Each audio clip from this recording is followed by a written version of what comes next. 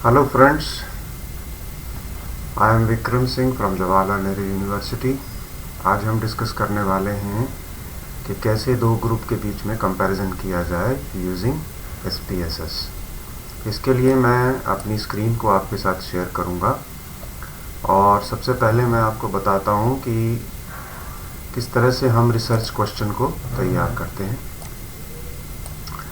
जो हमारा research question होता है, जैसे हम ये स्टडी का नाम सबसे पहले देखते हैं कि हम कंपेयर करना चाह रहे हैं between male and female otherwise abled sports persons को। तो कंपैरिजन हम किसके बीच में कर रहे हैं? मेल और फीमेल के बीच में। और ये हमारे इंडिपेंडेंट वेरिएबल है और डिपेंडेंट वेरिएबल है स्पोर्ट्समैन स्पिरिट के मेल और फीमेल के बीच में, जो कि otherwise abled sports person male और फीमेल हैं, उन दोनों में से स्पोर्ट्समैन स्पिरिट किसके अंदर अधिक है। तो ये जो आप स्क्रीन पर देख रहे हैं, ये रिसर्च पेपर अभी अनपब्लिश्ड है। इसके एब्स्ट्रैक्ट के अंदर जब हम प्रिपेयर करते हैं तो हमेशा इसको हम कुछ कंपोनेंट में डिवाइड करते हैं। सबसे पहले हमें इंट्रोडक्शन लिखना होता है, फिर हम ऑब्जेक्टिव डालते हैं, उसके बाद हम रिसर्च मेथड्स और ऑर्गेनाइजेशन, कैसे हमने कंडक्ट किया, कितना सैम्पल साइज था, कितनी संख्या थी और कौन सा क्वेश्चनर हमने यूज़ किया। जैसे प्रेजेंट स्टडी के अंदर आप देख सकते हैं स्पोर्ट्समैन स्पिरिट को मेजर करने के लिए क्वेश्चनर इस्तेमाल किया गया, जो कि एलन दुबे 1988 वाला क्वेश्चनर इस्तेमाल किया गया।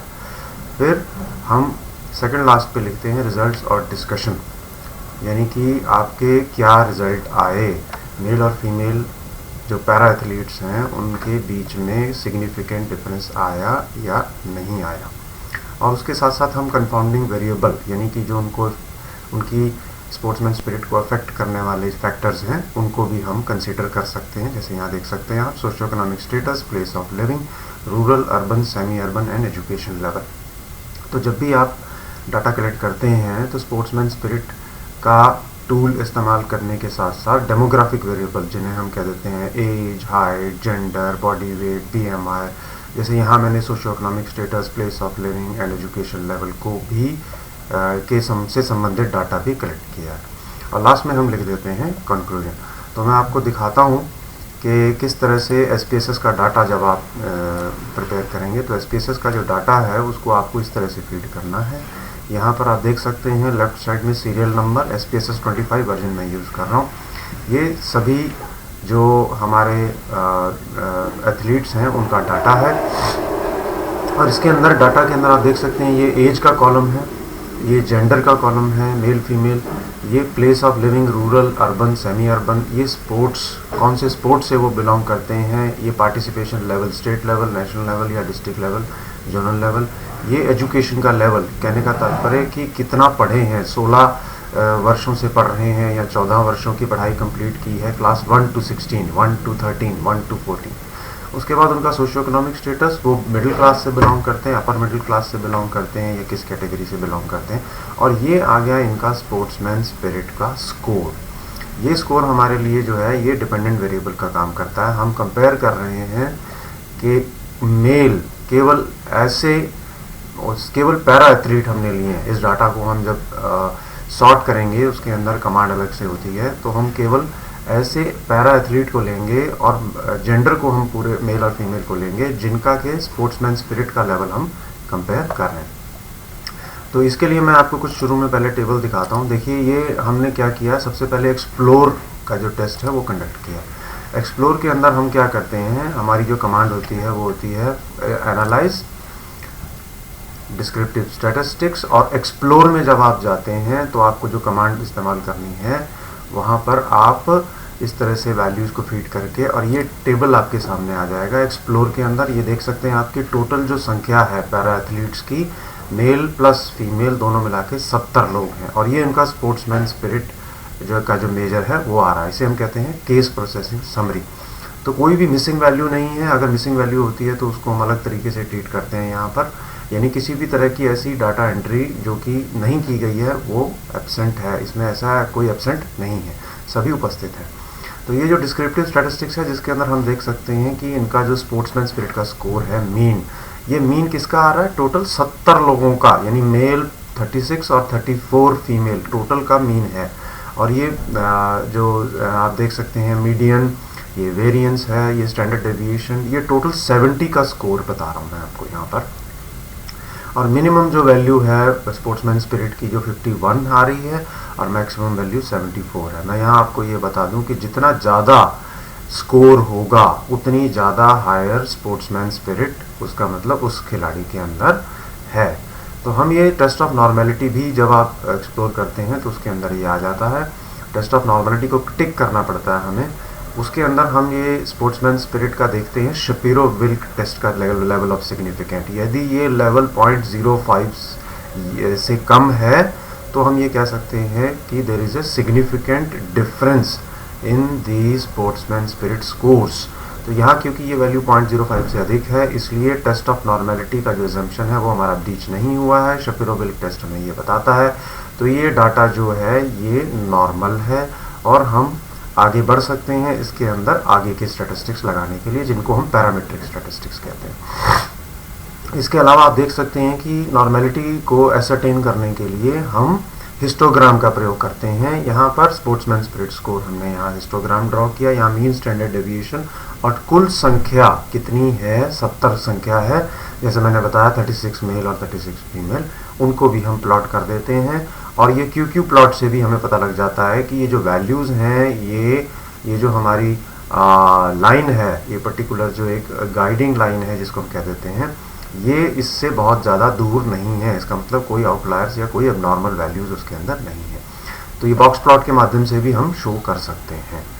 तो आगे आप देख सकते हैं कि ये फिर से केस प्रोसेसिंग समरी की तरह ही फ्रीक्वेंसीज आ गई। टोटल वैल्यू 70 है और टाइप ऑफ जो स्पोर्ट है पैरा है, नॉन पैरा जो है वो कुल 70 की संख्या है। लेवल ऑफ पार्टिसिपेशन 70 है। आप देख सकते हैं कि जो जेंडर मेल में जैसे मैंने बताया 36 है इनकी फ्रीक्वेंसी, 51% मेल है डाटा टोटल 70 में और 48.6% फीमेल्स हैं। तो वैलिड परसेंटेज आ गई और क्यूमुलेटिव परसेंटेज, इसको भी हम शो कर सकते हैं अपने प्रेजेंटेशन में। अब आप ये देख सकते हैं प्लेस ऑफ लिविंग देखिए आप, रूरल में 14 मेल फीमेल्स हैं, सेमी अर्बन में 23 है और अर्बन में 7 है और मेट्रोपॉलिटन में 26 लोग निवास करते हैं। टाइप ऑफ स्पोर्ट्स में आप देख सकते हैं पैरा एथलीट और नॉन पैरा एथलीट, ये जो है इनको भी कैटेगराइज किया गया है।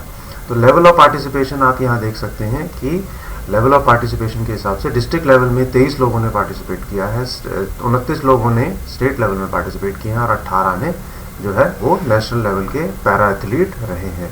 तो ये सोशो इकोनॉमिक स्टेटस भी जैसा मैंने बताया ऊपर, और ये पाई चार्ट के रूप में आप इसको देख सकते हैं कि कुल संख्या 36, जैसा आप देख सकते हैं ये ग्रीन जो ब्लू कंपोनेंट है ये ज़्यादा है, 36 है मेल्स और 34 जो है वो फीमेल्स हैं। यहाँ आप अगर आप डबल क्लिक करके चार्ट को देखेंगे तो इसके साथ ये वैल्यूज़ भी यहाँ पर डिस्प्ले कर सकता है, डॉट डॉट में ये वैल्यूज़ आ जाएंगी। तो ऊपर जो टेबल वैल्यूज़ हैं वो सारी की सारी यहाँ पर पाई चार्ट के रूप में आप दिखा सकते हैं। तो ये जो है जेंडर मेल और फीमेल 36, 34 इनकी स्पोर्ट्समैन स्पिरिट इनका दोनों का स्कोर आ रहा है। ये पहले ओवरऑल स्कोर था, ये जो है स्कोर मेल का स्पोर्ट्समैन स्पिरिट में आप देख सकते हैं 63.7 और ये इनका जो है स्टैंडर्ड डेविएशन है। इन दोनों वैल्यूज़ को हम अक्सर अपने पेपर्स में लिखते हैं सेपरेटली एक्सेल में टेबल बनाकर। फीमेल के अंदर आप देख सकते हैं स्कोर 65 है। तो फीमेल पैरा एथलीट जो है उनका स्कोर जो है आप देख सकते हैं स्पोर्ट्समैन स्पिरिट में ज़्यादा है, 65.1 है। मेल स्पोर्ट्स पर्सन्स जो पैरा एथलीट है उनका स्कोर 63.7 है। तो थोड़ा सा यहाँ पर स्कोर ज़्यादा लग रहा है, लेकिन हम ये देखना चाहेंगे कि इन दोनों के बीच में, मेल और फीमेल पैरा एथलीट्स के बीच में जो स्कोर है मीन, वो सिग्निफिकेंट है या नहीं है। तो यहाँ पर मेल और फीमेल के बीच में जब हम टेस्ट ऑफ नॉर्मेलिटी करते हैं तो आप देख सकते हैं ये वैल्यू भी 0.5 से अधिक है। सिग्निफिकेंस वैल्यू शपीरो-विल्क टेस्ट बताता है, इसका मतलब डाटा हमारा नॉर्मल है। सेम उसी तरह से जैसे टोटल 70 में हमने किया था, इस तरह से अब हमने बाइफरकेट करके भी डाटा को चेक कर लिया कि इसमें कोई एजम्पशन वायलेट तो नहीं हो रहा। और ये हम हिस्टोग्राम से और लाइन ग्राफ से भी और बॉक्स प्लॉट से हम चेक कर सकते हैं। सेम उसी तरह से जैसे ऊपर 70 के लिए किया था, यहाँ पर हमने मेल फीमेल को अलग कर लिया है, उस हिसाब से हमने इसको चेक कर लिया है। अब बाकी के टेबल मैं इसलिए डिस्कस नहीं कर रहा हूँ क्योंकि हम कंपैरिजन रूरल, सेमी अर्बन और अर्बन के बीच में नहीं कर रहे हैं। हमें मतलब है सिर्फ मेल और फीमेल के बीच में कंपैरिजन करना है, तो केवल वही टेबल और वही ग्राफ्स हम कंसिडर करेंगे। तो आप देख सकते हैं कि हमने पूरा का पूरा टेबल जो है इनको SPSS कमांड के माध्यम से हमने इनको डिस्ट्रीब्यूट कर लिया है। तो इसमें से आपके 3-4 रिसर्च पेपर निकल सकते हैं। आप चाहो तो प्लेस ऑफ लिविंग से, आप चाहो तो सोशियो इकोनॉमिक स्टेटस से, आप चाहो तो एजुकेशन लेवल से भी कंपैरिजन कर सकते हैं एक ही डिपेंडेंट वेरिएबल का, यानी स्पोर्ट्समैन स्पिरिट का। तो यहाँ आप लास्ट में मैं आपको एक टेबल दिखाना चाहूँगा। ये सभी के ग्राफ्स हैं। एक टेबल मैं आपको और दिखाता हूँ जिसके अंदर लिविंग टेस्ट को इस्तेमाल किया गया है, और यहाँ आप देख सकते हैं एक और SPSS का हमारा जो स्टैटिस्टिक्स हमने निकाला है, ये सेम वही स्टैटिस्टिक्स है, बट यहाँ पर डिफरेंस बस ये है कि हमने नॉर्मल प्रोबेबिलिटी कर्व जो है उसको ड्रॉ कर लिया है, जो कि ये डिस्प्ले करता है कि भाई हमारा डाटा जो है वो नॉर्मल है। तो अब आप देख सकते हैं जो डेमोग्राफिक वेरिएबल है इनको भी हमने यहाँ प्लॉट किया है यूनिवेट एरारियंस के माध्यम से। जैसे मैंने बताया, एज और number of years of education कितनी कंप्लीट की है, total minimum value maximum value, यानी 18 से 23, और इनकी जो मीन वैल्यू है, मीन एज है 20.54 है, ईयर्स प्लस 1.2 प्लस माइनस 1.21, और number of years of education जो है सब ने 14 plus 22 mean value plus minus 1.11।